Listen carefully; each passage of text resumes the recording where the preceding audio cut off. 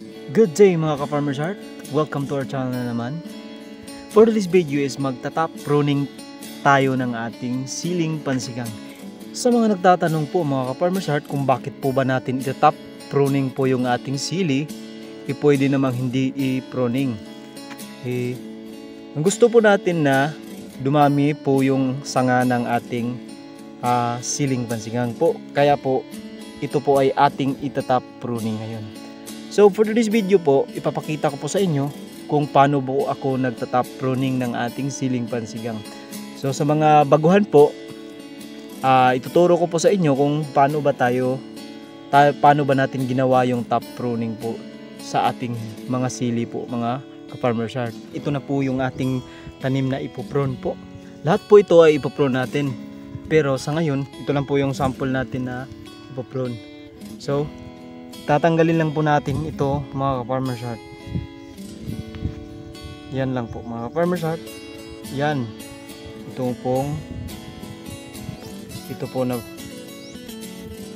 At sa mga nakikita nyo, ito na po yung hitsura po mga ka-Farmer's Heart sa ating tanim na pruning po.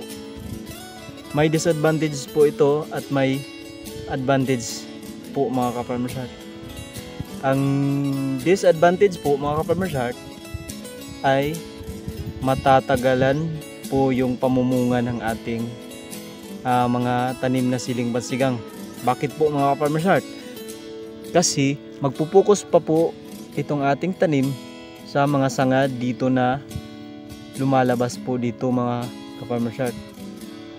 Siguro pag lumabas na po yung mga sanga dito mga ka-Farmer's Heart, tatanggalin din po natin yung nasa ibaba kasi magpapatubo lang tayo ng 4 mga ka-Farmer's Heart.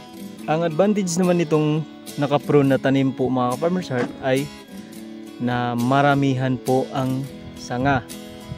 Di katulad nito, pag nagsanga to, first lang po na bunga ang first na Y niya ay may isang bunga po. Kung ipoprune po natin at 4 po yung titira natin na sanga, first fruiting pa lang po niya 4 na agad yung bunga po mga ka-Farmer's Heart.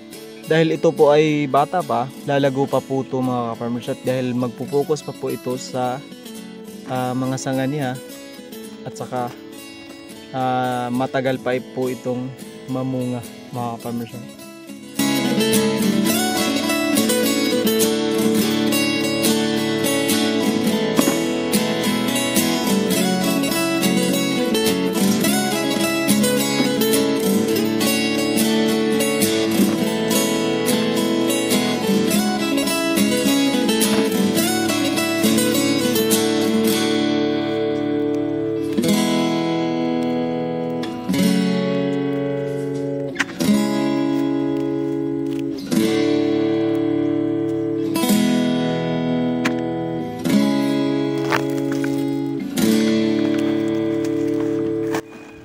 Ito na po yung hitsura mga ka-Farmer's Heart.